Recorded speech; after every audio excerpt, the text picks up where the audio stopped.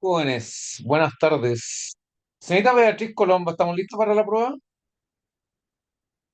Sí, profesor. ¿Podemos empezar? ¿No?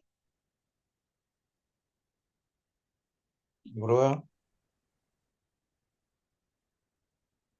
ya, me he perdido. ¿Cuándo es la prueba, don Agustín? El 3.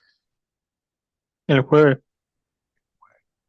Consulta, ¿se vio ese video que puse antes, no? Sí, profe, el de Tren al Sur.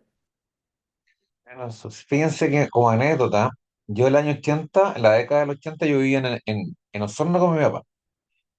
Y en la década del 80, para que sepan ustedes, había un tren que iba de Puerto Montt a Santiago, o sea, estamos hablando de más de 1.200 kilómetros de Santiago. Y eso fue en la década del 80. Me acuerdo que con mi papá tomábamos un tren dormitorio y uno con cabina y todo, y le acomodaban el tren y uno se iba en coche dormitorio, o sea, los dos con mi papá en un coche dormitorio, nos ponían la cama, salía como a las 6 de la tarde, llegaba como a las 8 de la mañana al día siguiente. Y ahora casi 40 años después, más de 40 años después, eh, hay tren, fíjense, de Chillán a Santiago. O sea, que uno debería decir que 40 años después está todo comunicado por tren. No, hace 40 años había tren 1.200 kilómetros de Santiago directo, ¿ah? O sea, pará, naturalmente, un ratito. Pero ahora está hasta 500 kilómetros. ¿Y saben por qué? Porque el tren, los distintos gobiernos que han pasado, derecha, izquierda, han ido a pérdida. Los trenes de Chile está absolutamente quebrado por mala administración. Bueno, eso simplemente como... A ver, yo voy a pasar la lista en la mitad de la hora, como siempre.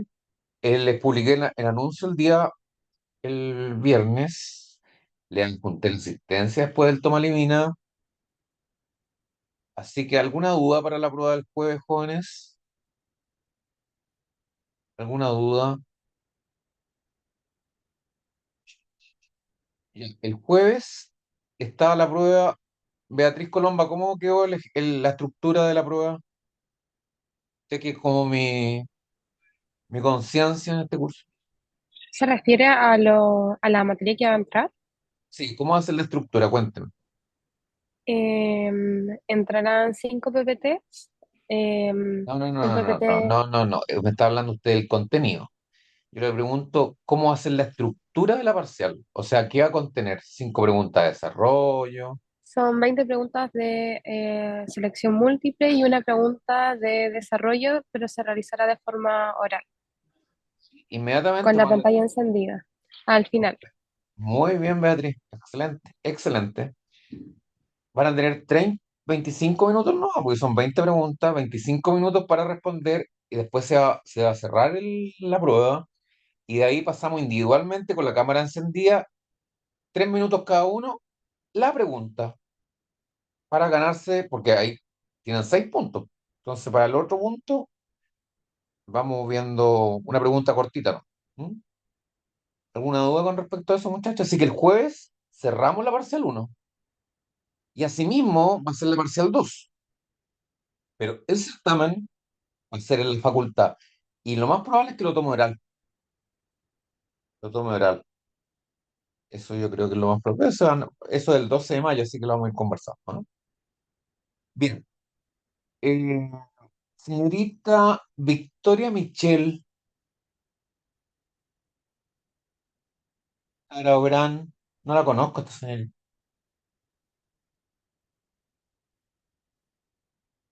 Estoy presente ahora en la pantalla, pero no la conozco, no la he visto en clase. Antonia Álvarez.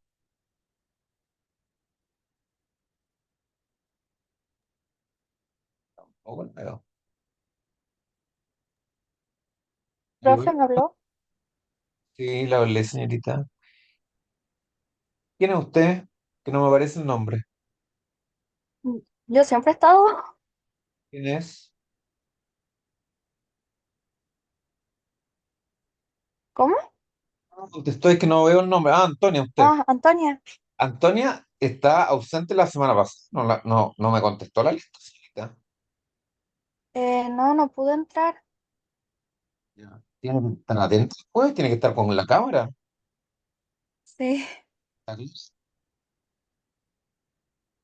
Si tienen algún problema, ahí tienen que ir a la facultad y por último se consiguen un computador en la facultad, pero tienen que estar todos con cámara. Esto es lo mismo que así se hacía en pandemia hace 3 años atrás. O sea, uno Es, estaba en clases sin la cámara, pero todos los certámenes con la cámara prendida. ¿Mm? sí, profe. Y durante la prueba, esos 30 minutos de alternativa, también muchachos tienen que estar con la cámara prendida. Ya. Ya. Entramos, muchachos, aquí en quienes no eran ciudadanos. Dijimos que eran ciudadanos, bueno, distinguimos que era por nacimiento y por causas posteriores al nacimiento, que puede ser la manumisión, o por actos de autoridad.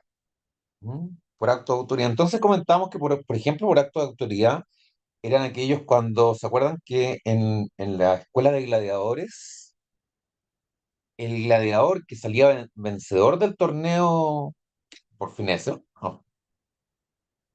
El emperador le daba la libertad. ¿No? Entonces, ese es le da la libertad y al mismo tiempo recuerden que la regla general, salvo excepciones en el tiempo de Augusto, pero que no las vamos a ver, la regla general es que el que salía en libertad, que quedaba en libertad, o sea, manumitido, además obtenía la ciudadanía. ¿No? Obtenía la ciudadanía. Entonces, en forma indirecta, a través de la libertad, se conseguía la ciudadanía por un acto de la autoridad. Pero además dijimos que el estado de ciudadanía lo estábamos viendo a propósito del concepto de persona y que la ciudadanía había que estudiar quiénes eran ciudadanos y quiénes no eran ciudadanos también, porque también es importante. Bueno, la regla general es que los no ciudadanos eran los peregrinos, ¿no? Que eran simplemente los extranjeros. Pero también estaban algunos peregrinos que tenían algunos derechos propios de los romanos, pero parcialmente. Bueno, pero digamos que los no ciudadanos eran tres. Los peregrinos, que eran los extranjeros, los latinos, que no eran ciudadanos romanos, pero que eran extranjeros, pero tenían ciertas prerrogativas, y los bárbaros. Los bárbaros, como dice el término del día de hoy, porque uno cuando es medio rústico, normalmente se dice del hombre, que es un bárbaro, o sea, género. Bueno, le dicen, no, es un bárbaro. ¿Y qué tal es? No, un bárbaro, o sea, un tipo eh, sin mucha educación, eh, muy brusco, ¿no? En su trato muchas veces.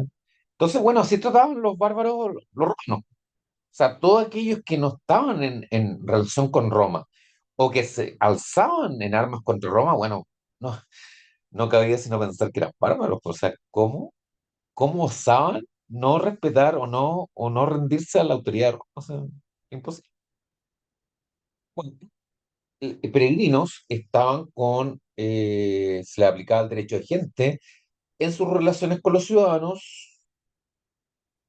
y lo atendía el pretor peregrino y eso es lo que vamos a ver a continuación del derecho de familia, porque hemos visto la fuente del derecho de familia, y seguimos con procedimientos. Y al final vamos a dejar la unidad de actos jurídicos. ¿M? Digamos, lo más importante quiero ver del acto jurídico. Sigamos. Bueno, los Peregrini, que no eran bárbaros, son normalmente los aliados de Roma. ¿No? Los aliados de Roma. O incluso eran ciudadanos romanos que se habían ido a las guerras, a la Galia, Francia o España, y se habían quedado ahí. Y habían formado su propio ciudad-estado, pero que ciudad-estado independiente, pero reconocían la autoridad de Roma. Y se convertían de esta manera en provincias romanas. De una u otra forma no tenían la plena ciudadanía romana. Los latini eran, dentro de los peregrinos, unos con mayores prerrogativas, ¿no? Entonces tenemos, fíjense, la pregunta es, tenemos los ciudadanos, que lo más importante es, ¿y por qué era importante tener la calidad de ciudadano? Fundamentalmente por los derechos, como lo vimos en la clase pasada, o sea, derechos públicos y derechos privados, tener claritos los derechos públicos y los derechos privados. Tenemos los ciudadanos, tenemos de mayor a menor, tenemos después los latinos, después tenemos los peregrinos y finalmente tenemos los barcos. ¿Mm? Los latinos podían ser de tres clases: los latinos veteres, latinos coloniales y latinos juniores. A mí, fíjense que vamos a ver a continuación algunas diapositivas en que nos van a decir los derechos concretos de cada uno, pero no me interesa. ¿Ah? Me interesa que sepan simplemente quiénes son los latinos veteres, ¿ah? ¿Quiénes eran los latinos coloniales y quiénes eran los latinos juniores? Digo en breve que los latinos veteres eran los latinos que vivían en provincias extranjeras, pero más cercanas a Roma. Eran los que habitaban la antigua Lacio, que era en la llanura que rodeaba, que bordeaba o estaba colindante a la ciudad de Roma, ¿no? Lazio, si se acuerdan, el equipo de fútbol de la Lazio de Italia, que justamente hace referencia al valle colindante de la ciudad de Roma. Eh, Estos latinos del Lazio, digamos, eran veteres, que se llaman, que eran los más antiguos, ¿no? Fueron los primeros extranjeros que se les reconoció no la calidad de ciudadano, sino la calidad de extranjeros, pero con ciertas prerrogativas o ciertos derechos fundamentalmente que radicaban en el jus comercio. Y Vitere también se le reconoció a latinos coloniales que no eran otra cosa que los ciudadanos romanos que iban a provincias romanas o provincias extranjeras y fundaban sus ciudades-estado, o sea, que eran los colonos, ¿ah? Romanos que se iban lejos y fundaban sus propias ciudades-estado y después reconocían la autoridad de Roma y se hacían aliados, ¿no? Pero los latinos coloniales, del momento en que abandonaban Roma y fundaban un nuevo ciudad-estado, perdían la nacionalidad romana. Por eso no eran plenamente ciudadanos. Y finalmente los latinos Giuliani, que este es bien curioso, ¿no? Porque los latinos Giuliani eran los libertos manumitidos, ¿ya? Pero que no tenían la calidad moral como para ser considerados ciudadanos, fundamentalmente en el tiempo de Augusto. Recordemos que en el tiempo de Augusto es una excepción a la regla general. ¿Cuál era la regla general? Que todos los libertos, es decir, todos los esclavos manumitidos, al ser liberados del amo, se transformaban en ciudadanos. Pero Augusto, estamos hablando del 27 antes de Cristo, Augusto se dio cuenta que muchos amos daban en forma discrecional la libertad a muchos esclavos que en realidad no merecían la ciudadanía porque eran malos elementos. Entonces determinó que aquellos malos elementos, como esclavos, que posteriormente eran liberados y adquirían la ciudadanía, no tuvieran los plenos derechos ciudadanos, sino que tuvieran algunos derechos ciudadanos, y se le llamó Latini Iuniani. Insisto, en una palabra, los Latini Iuniani son aquellos libertos que por sus condiciones morales, ¿ah? Fundamentalmente, o por sus conductas privadas y públicas, no eran merecedores de la ciudadanía. Entonces se les daba la dignidad intermedia entre extranjeros, peregrinos y ciudadanos. Y se llamaron latinos, latinos junior. Fija pregunta de examen. Pero ahí está. Lo único que podríamos decir de esto, los peregrinos, ya lo dijimos ya, en sus relaciones con los ciudadanos romanos, los veía el pretor peregrino, se le atendía el derecho de gentes, ¿ah? Derecho de gente, peregrino. Más que esto, en realidad, no disfrutan del común, ninguno de los derechos, gozan del derecho de gentes. Esto, en realidad, los peregrinos no nos interesa. De hecho, Dios mediante, vamos a ver después en Derecho Romano 2 que una de las clases de propiedad es la propiedad peregrina, pero le vamos a dedicar dos palabras nomás en su oportunidad. O sea, en realidad, esto de los peregrinos, que sepan simplemente que eran los extranjeros y que se les aplicaba en sus relaciones con los ciudadanos el derecho de gente. Más que eso, nada más. Vámonos con los latinos, que son bien interesantes, y ya lo dijimos, ¿no? Y aquí viene una explicación, pero le insisto, no me interesa que se dominen aquí los derechos, ¿ah? No, no me interesa. Me interesa que sepan nomás que son los habitantes de las antiguas provincias que obtuvieron en primer lugar algunos derechos de ciudadanía, no, no completamente, ¿ah? Fundamentalmente los derechos privados, ¿no? Y con el derecho privado, casi todos los latinos tenían el jus comercium.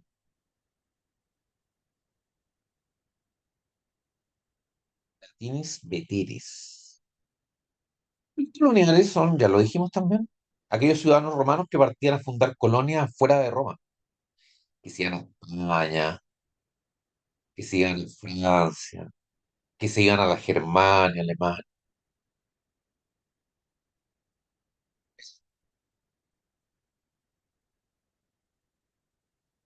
Finalmente, los latinos unianes eran los latinos, eran los ciudadanos que eran manumitidos en el tiempo de Augusto porque no tenían una condición moral y de conducta pública y privada muy significativa, y además los esclavos manumitidos por formas no solemnes. ¿Qué formas no solemnes conocemos? Manumisión por carta, Por entre carta. amigos. Ah, Manumisión entre amigos. la manumisión entre amigos, las manumisiones por carta, o sea, la manumisión, o sea, que aquel, digamos que las manumisiones solemnes, acuérdense, por censo, por testamento y por vindicta, eso implicaban inmediatamente la liberación del esclavo y convirtiéndolo en ciudadano.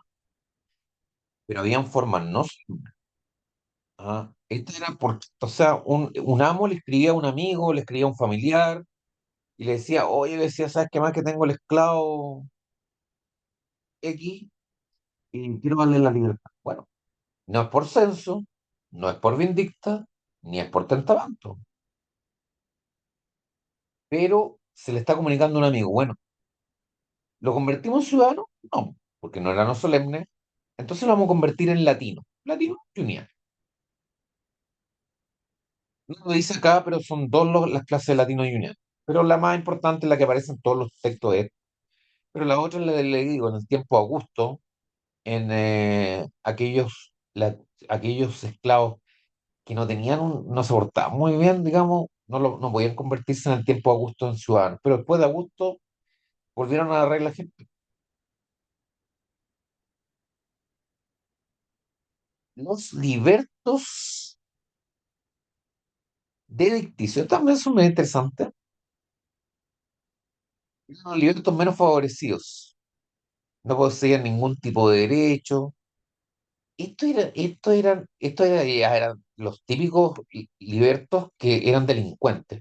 Bueno, y ustedes me van a preguntar, y bueno, ¿y por qué? ¿Por qué se les daba la libertad? No olvidemos que Roma en mucho tiempo estuvo muy ligada la religión a la política, digamos, ¿no? Entonces, la gente era muy religiosa. Y esto ocurrió hasta el siglo XX. Al siglo XX, no me cabe duda que todavía sigue ocurriendo, ¿no? A pesar de que está muy desacreditada la Iglesia Católica. Estoy diciendo que está desacreditada la Iglesia Católica comparativamente con lo que fue el siglo XX. La gente, al morir, ya lo hemos comentado, para acercar su alma hacia Dios, no encontraba una mejor forma que arrepentirse de sus pecados, donando gran cantidad de dinero a la iglesia o, en la época romana, teniendo esclavos, dándole la libertad. Pero le daban la libertad a muchos delincuentes. Bueno, eso eran con libertad, se llamaban libertos de dicticios. Libertos de dicticios. Ciudadanos peligrosos. Y está ahí, todo es de civilidad. Entonces, fíjense, pongamos el contexto nuevamente de la materia. Estamos viendo Estamos viendo el estado, vimos ya el estado de libertad y el estado de ciudadanía. Nos falta ver el estado de familia dentro del concepto de persona. Esta pregunta, muchachos, esta pregunta de examen. ¿Cuál es el análisis del concepto de persona? Todo ser humano, posteriormente todo sujeto de derechos y obligaciones, es decir, la persona que fuera libre, ciudadano y sui juris. Y ahora nos toca entrar a ver, analizar el concepto de plenamente capaz del sui juris, cosa que el estado en familia, el estado de familia. La situación jurídica de una persona libre y ciudadana romana respecto a una determinada familia. Bueno, ya sabemos ya que en Roma era una estructura súper lineal en la cual dentro de la familia había un ser todopoderoso que era el jefe de la familia, ya fuera el padre o el abuelo, ¿no? O el bisabuelo, si es que procede. Pero el más alto jerarca de la familia era el padre de familia, es decir, que no tenía ninguna dependencia con nadie y que podía tener perfectamente dependencia de otro, digamos. Digo, podía tener, porque ya lo hemos conversado, que un hijo recién nacido de dos ciudadanos romanos que no son matrimonio, bueno, ese hijo se transforma en suyo y potencialmente padre de familia.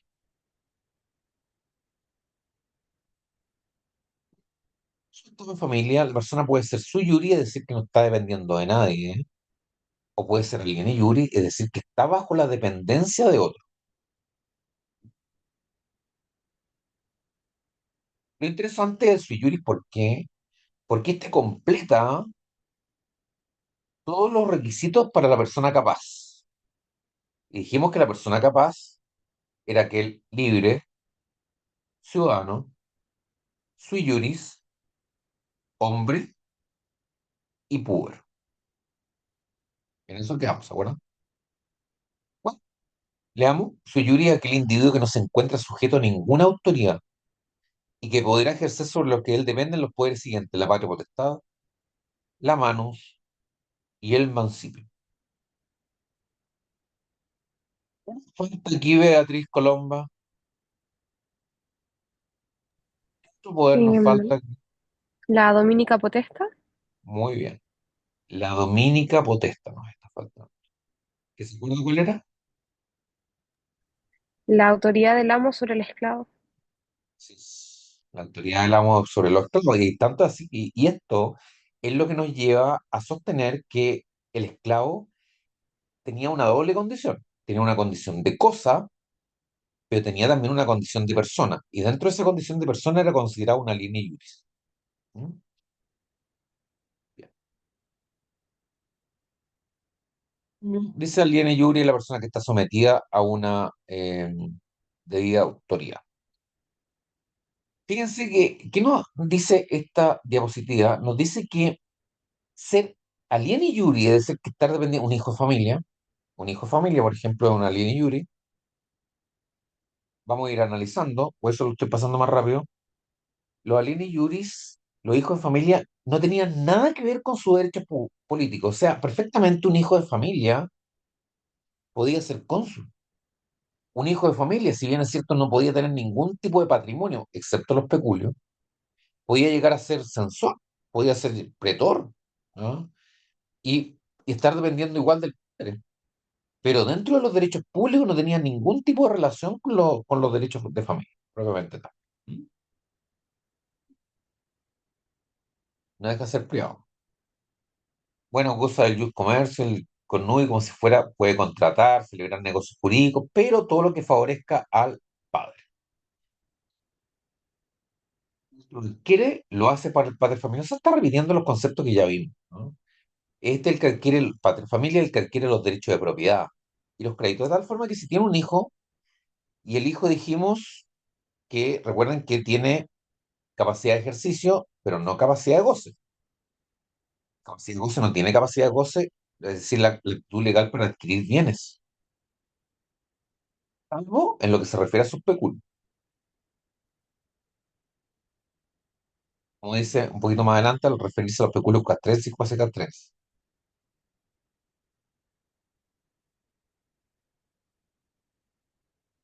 se le puede mandar por las obligaciones contraídas y condenar judicialmente.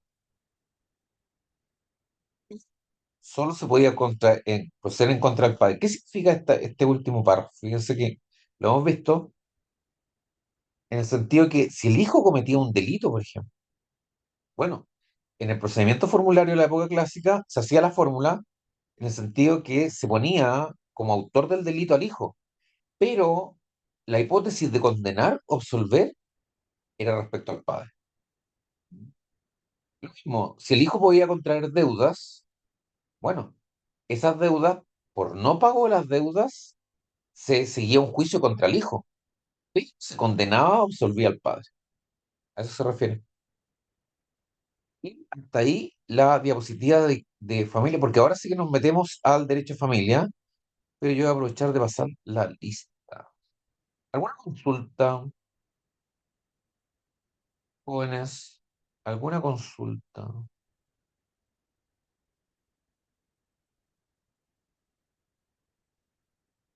Nos vamos al derecho de familia, pero voy a pasar la lista, muchachos. ¿Se ve bien, Beatriz Colombo? Sí. Ya. Voy a pasar la lista. Antonia, Presente.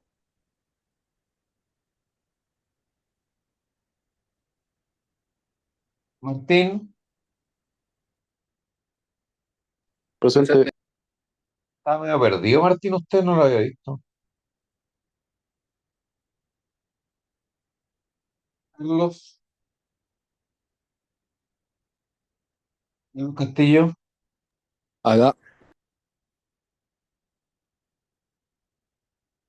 Maximiliano, Presente, profe. ¿cómo se ha portado Maximiliano? ¿Está estudiando Maximiliano o no? Sí. Ya. La Beatriz Colomba está. Victoria Michel. Presente. ¿Y usted dónde está, señorita Victoria Michel? No la había visto.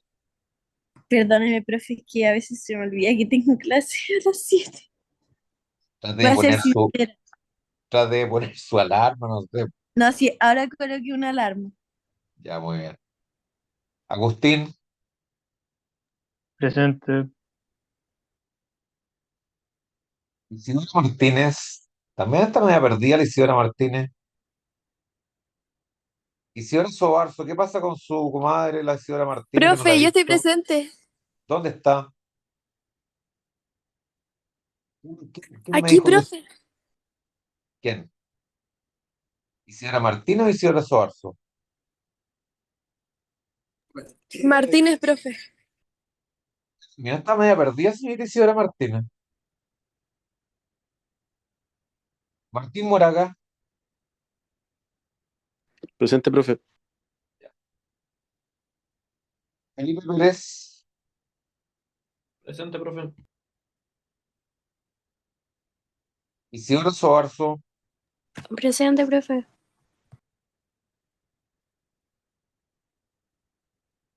Mara.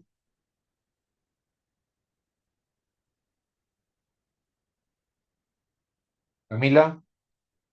Presente, profesor. Ya. ¿Ha entendido, Camila, más o menos los PPT o no? Sí, igual he estudiado harto por mi cuenta. Me parece. Me parece. Ya. Vámonos al derecho de familia. La verdad es que concepto de familia, sigamos la tradición romana en el sentido de que los romanos no eran buenos para hacer definiciones. Recuerden que el instrumento más importante de desarrollo del derecho romano es el casuismo. O sea, los romanos se enfrentaban a un problema y le daban solución, pero no eran afines a dar concepto de las instrucciones. Entendían las instrucciones y entendían que su aplicación era para solucionar un problema práctico, ¿no? Pero no entraban en definiciones. Y fíjense que en lo que se respecta al concepto de familia, los intérpretes han tratado Profe, dime, disculpe, pero no me nombró la lista. La nombré Aymara, pero no me contestó. Pero No, la profe, pongo que por lo que pasa es que tengo problemas con mi dispositivo, entonces por eso no la escuché. ya, no, él está presente. Está presente. Entonces decíamos que el concepto de familia, en realidad, los romanos no definieron, y estos son interpretaciones del fuerte, digamos, ¿no? Y entonces fíjense que en familia tampoco nuestro código civil, que es el código que regula todo el derecho a familia, nuestro código civil tampoco hace una definición de familia, ¿no? Van a estudiar ustedes en derecho civil posteriormente que hay algunas normas que se refieren a la familia sin dar la definición, como por ejemplo el derecho de uso de habitación del famoso artículo 811 del Código Civil, pero que tampoco se refiere al concepto de familia. Entonces, el concepto de familia, claro, todo parece que lo entendemos, pero ¿cuál es el alcance del concepto de familia? El día de hoy, ¿qué se entiende por familia? Fíjense que está dividido, como no hay concepto, los tribunales han considerado que de repente familia es, por ejemplo, la nana o la empleada doméstica que está puerta adentro por muchos años. Ese también alcanza el concepto de familia a ella, ¿ah? Ante una falta de definición. Y cuando faltan definiciones son los llamados a interpretar las normas son los tribunales. Pero no lo hacen no en forma unívoca, o sea, unos dicen una cosa y otros entienden otra.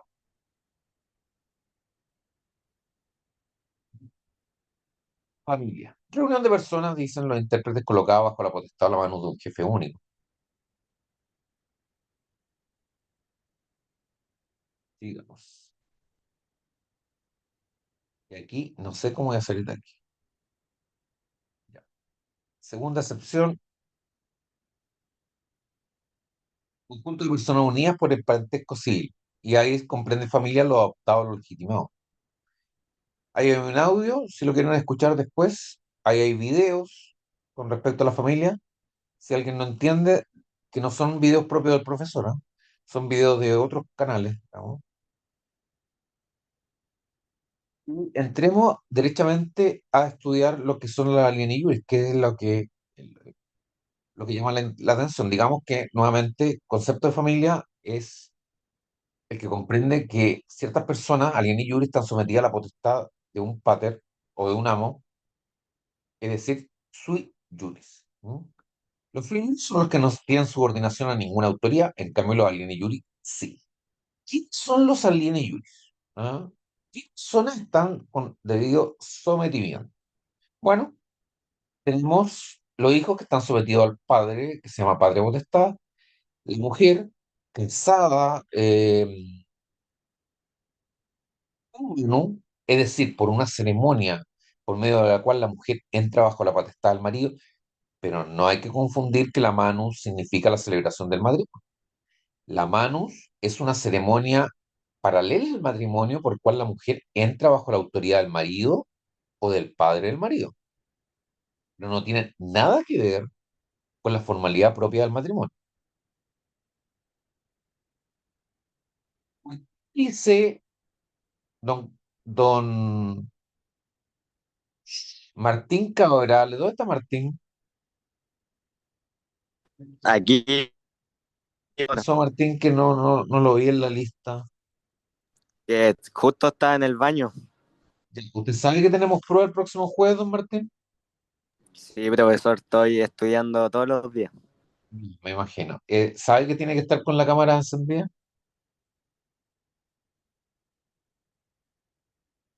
¿En serio? Eso no sabía, profesor.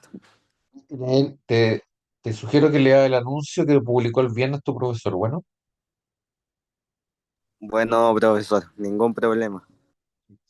oiga, cuénteme, Maximiliano, ¿por qué dice aquí la autoridad del marido sobre su mujer o incluso de un tercero? O sea, ¿un tercero podía tener la mano? ¿Qué le parece a usted?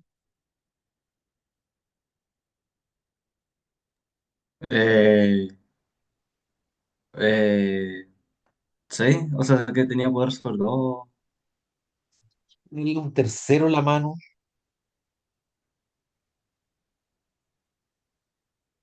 Sí. Voy a hacer el caso. ¿Qué caso podría ser Beatriz Colomba? En el caso de que el marido esté sometido a la autoridad de un pater. Muy bien. O sea, podría ser el abuelo, ¿no es cierto? O, perdón, Sí, o el padre o el abuelo. claro. O también, ¿a qué se refiere Beatriz Colomba? Se ¿Perdón? refiere también a la calidad de la causa in mancipi. Acuérdese que el tercero, normalmente por deuda del pater, el pater, si tenía deudas, un pater, si tenía deuda, podía entregar una linea iuris bajo el cuidado de un tercero en forma temporal como forma de pagar sus deudas. Y eso se llama causa in mancipi, como lo vamos a ver. Estamos adelantando nomás. Más que nada, por eso estoy preguntando a mis alumnos antiguos, porque más o menos para que se acuerden.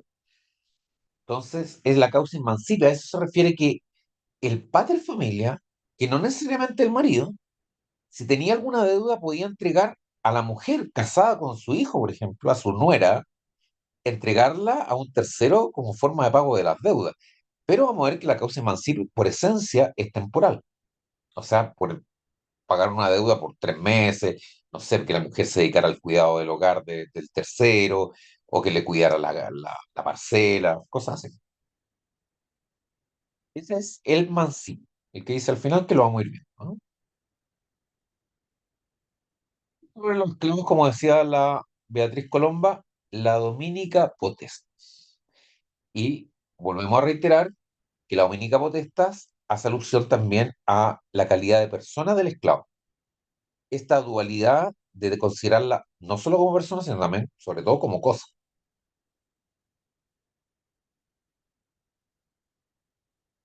Entonces, sui juris, fíjese, se aplica indistintamente a hombres y mujeres. O sea, perfectamente tenemos una mujer sui juris.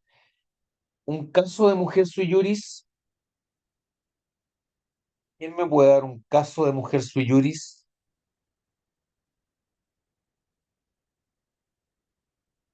¿En qué caso hipotético encontramos una mujer sui juris?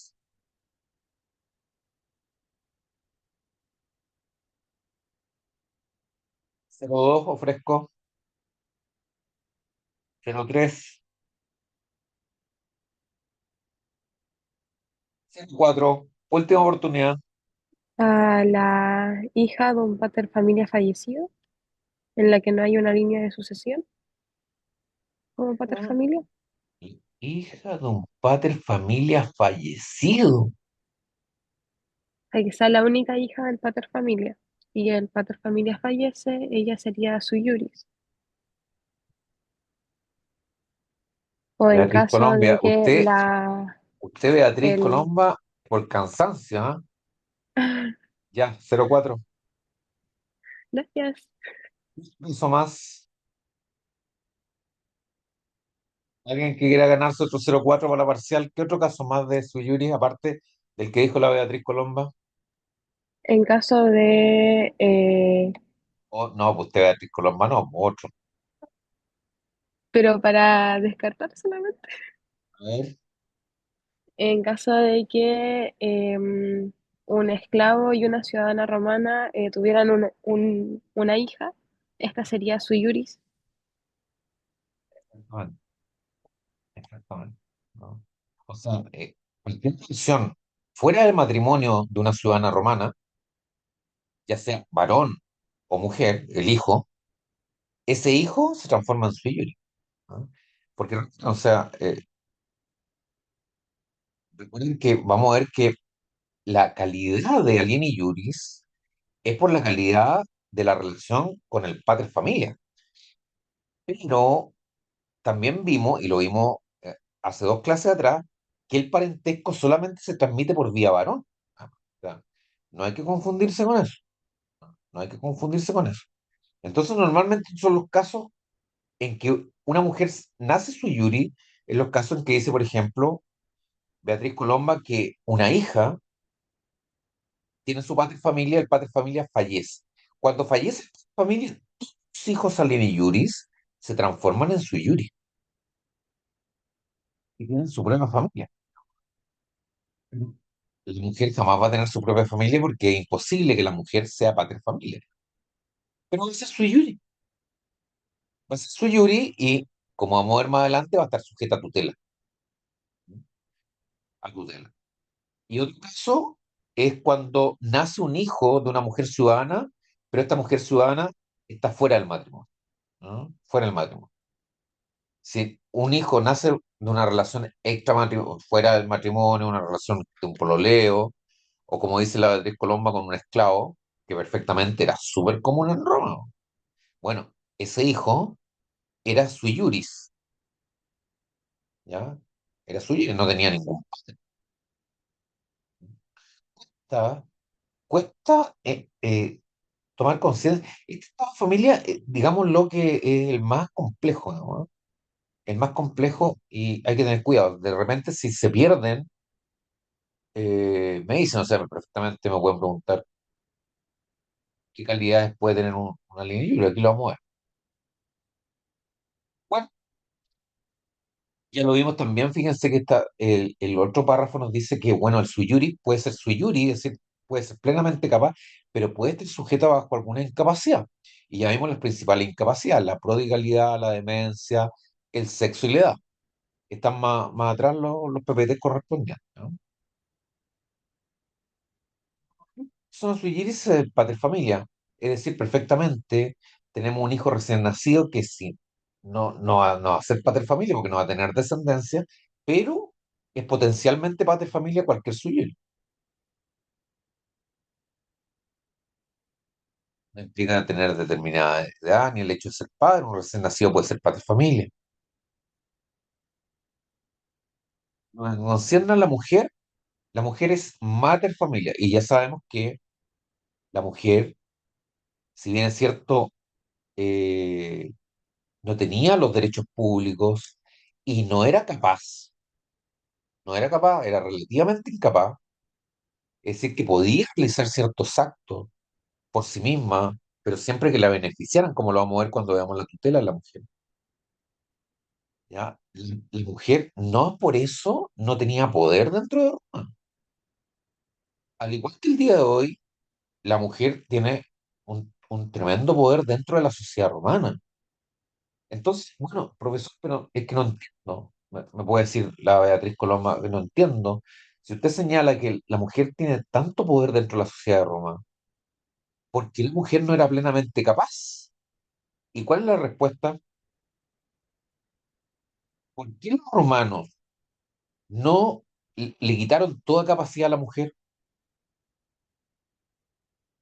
Porque, bueno, la razón que se da es para protegerla, para protegerla. ¿Y por qué protegerla?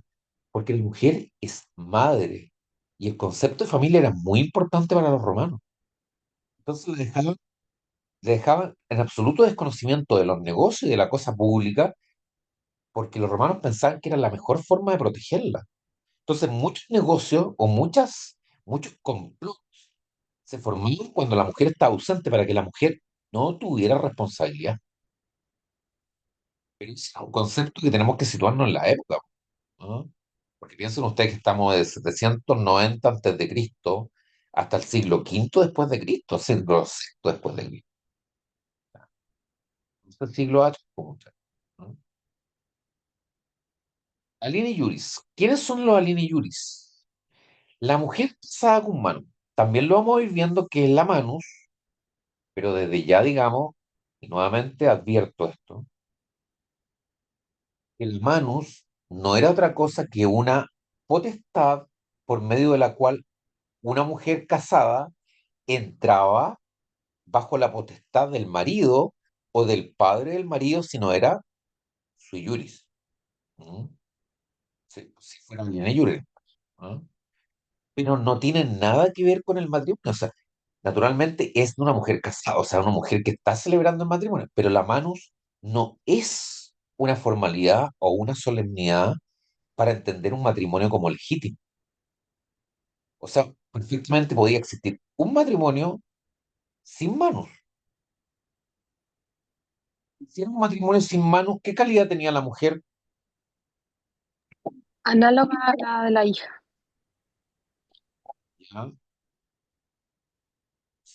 Tendría la calidad, y si era sui juris, mantiene su calidad de sui juris. O sea, si la mujer casada sin manus viene de una familia anterior, de otro pater, Bueno, sigue siendo hija del otro padre.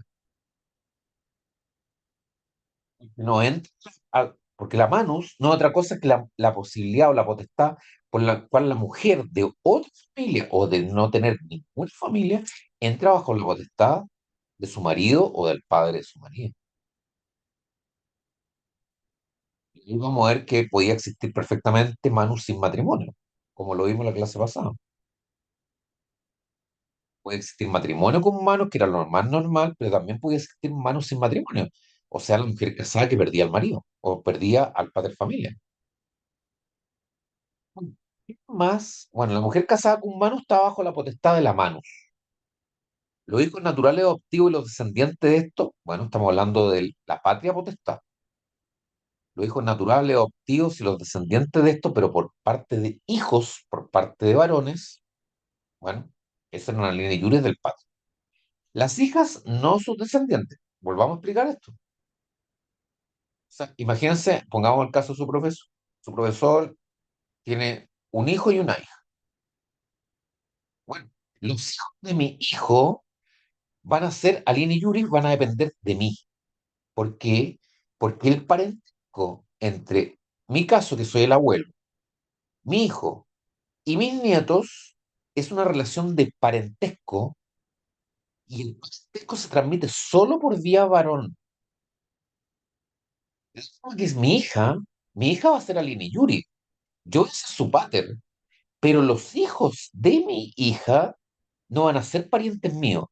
¿Por qué? Porque, insisto, el parentesco en Roma se transmitía por vía varón, no se transmitía por vía de mujer.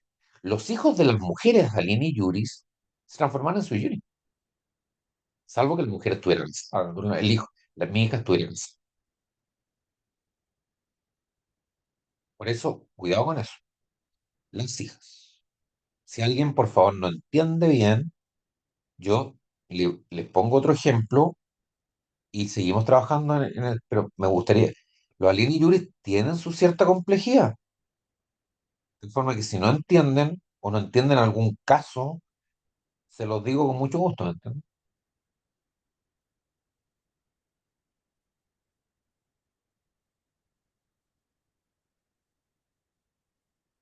Gracias.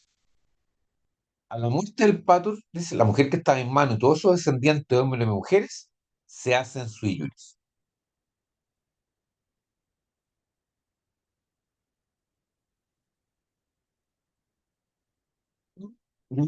Este insiste con las ideas anteriores, se refuerzan por un apoyo de texto del profesor Petit. Se dividen en dos clases el profesor Petit y tienen cuatro potestades. O sea, la potestad de la Lini Juris, la autoridad del señor sobre el esclavo, que Beatriz Colomba nos ilustró, que era la Dominica Potestas, la Patria Potestad, la Manus y el Mancipio. Cada uno de estos los vamos a analizar, menos la autoridad del señor sobre el esclavo, porque ya lo vimos. Lo vimos al hablar de la esclavitud y vimos el estatuto jurídico del esclavo, que había derechos sobre los bienes y derechos sobre las personas, ¿se acuerdan? Y empieza a leer que la mano y el mancipio que llevan desuso, habla un poco de historia, ¿no?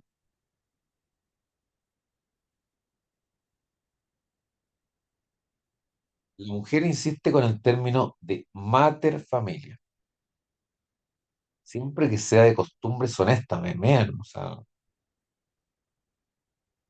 Y además la mujer, fíjense, podía tener perfectamente esclavos. O sea, la mujer, pese a no tener capacidad, podía tener esclavos bajo su mano. Una autoridad de carácter medio moral, ¿no? O sea, la dominica potestas perfectamente podía ser del hombre, como también podía ser de la mujer, en la medida que la mujer tuviera esclavos bajo su mando, que era lo típico en la familia romana. Recuerden que no existía en Roma lo que existe el día de hoy de la igualdad, o sea, que en la casa trabajamos todos porque trabajamos menos. En Roma no. Hasta lo mismo que ocurría aquí en Chile hasta el siglo XX, ¿no? Claro.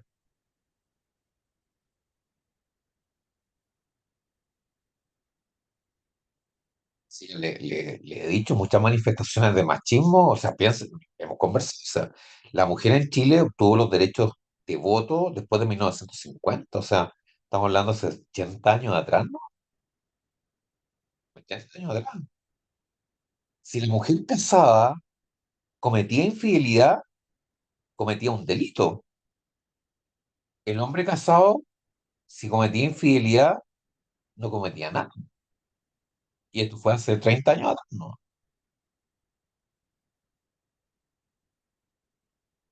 Dura la familia.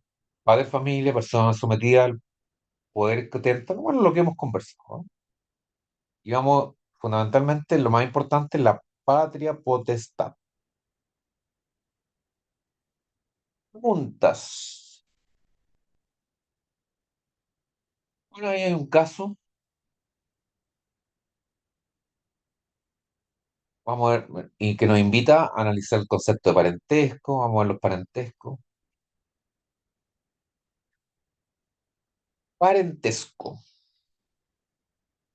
parentesco, parentesco. Los parentescos en Roma eran tres, ¿no?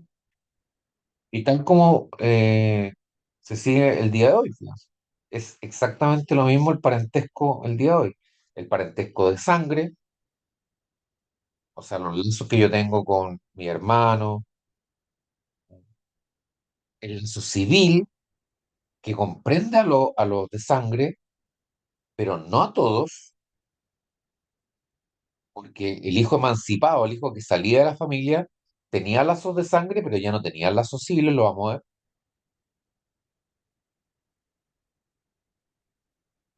Finalmente, el parentesco por afinidad, que el parentesco que el día de hoy tenemos con familia política, o sea, la familia de mi señora. Bueno, esa es mi familia política. ¿Y por qué es importante el parentesco por afinidad? Fundamentalmente por la imposibilidad de contraer matrimonio, ¿no? Vamos a ir viéndolo aquí. Parentesco natural o de sangre, llamado cognación, y un parentesco civil creado por la ley que se llama agnación. Y a otro se le agrega el parentesco por afinidad, o sea, el parentesco que yo tengo con mi cuñada, que tengo con mi suegra, que tengo, no sé.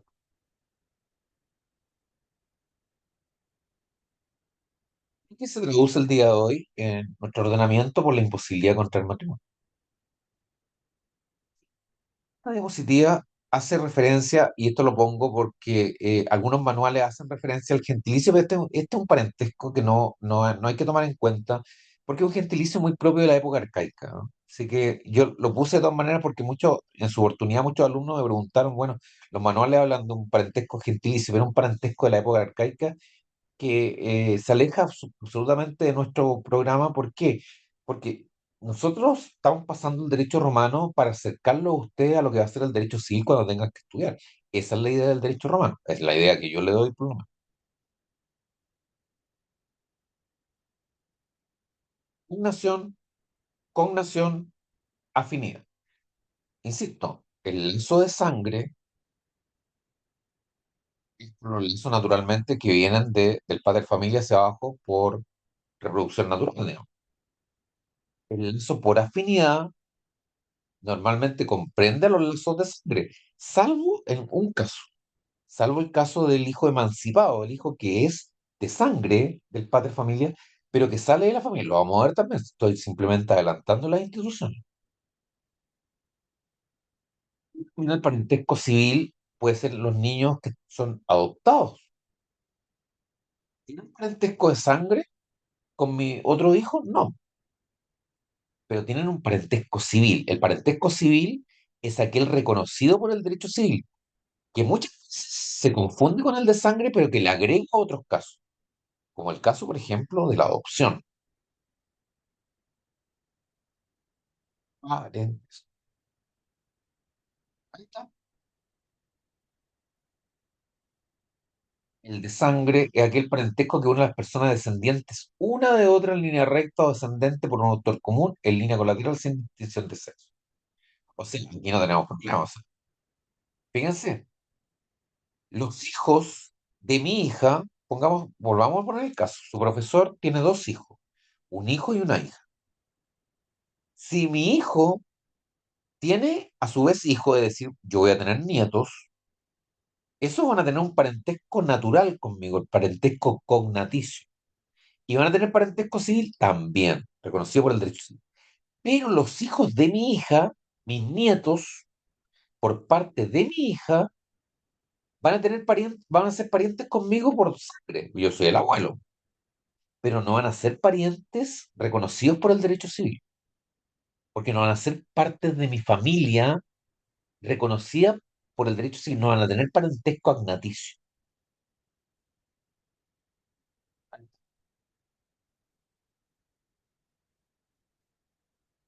sistema jurídico familiar romano es básicamente un sistema patriarcal que tiene como base el parentesco única y exclusivamente por línea paterna. Este es la patria potestad, el matrimonio, la adopción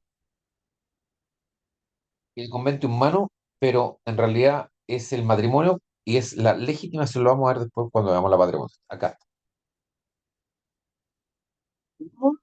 Aquí. Porque sin duda la patria potestad es la potestad más importante que hay. ¿No?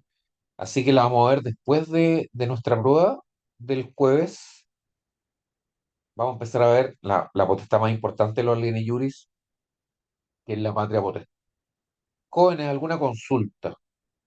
Algo que no nos haya quedado claro, algo que tengamos, alguna inquietud con respecto a la prueba del jueves. Les recuerdo, especialmente a los que no han sido alumnos míos, primero el compromiso de que este semestre, como sea, tenemos que aprobar el ramo. O sea, yo no quiero dejar a nadie en el camino, pero para eso tienen que ayudar a su profesor para que cumpla ese proyecto. Así que yo los invito a estudiar. Y por eso también invito a aquellos que no han sido alumnos míos, que no conocen mi metodología, que si tienen alguna consulta, me la hagan. Pero esa consulta, naturalmente, previo un estudio mínimo por parte de usted. ¿Mm? ¿Alguna consulta, muchachos? ¿Y vamos hasta aquí entonces? Seguimos con la patria potestad la próxima semana. Y el jueves partimos a la hora. El jueves, vamos a partir la prueba. A partir Beatriz Colomba, nos vamos a poner de acuerdo. A las 7:15 en punto partimos la prueba. ¿Te parece? Ok. A las 7:15. O sea, porque recuerden que los jueves a mí me complica un poquito porque yo vengo de la universidad, tengo clase hasta 20 para las 6. Así que después me traslado para acá. A las 7:10 me conecto, 7:15 iniciamos la prueba, va a durar media hora y después hacemos una pregunta cortita para que veamos el punto que va a quedar sobrando de los 6 puntos. Ya, muchachos, nos vemos el jueves, si Dios quiere. Hasta entonces, que estén bien. Chao, profe. Chao, chao. Chao, profe. Chao, chao.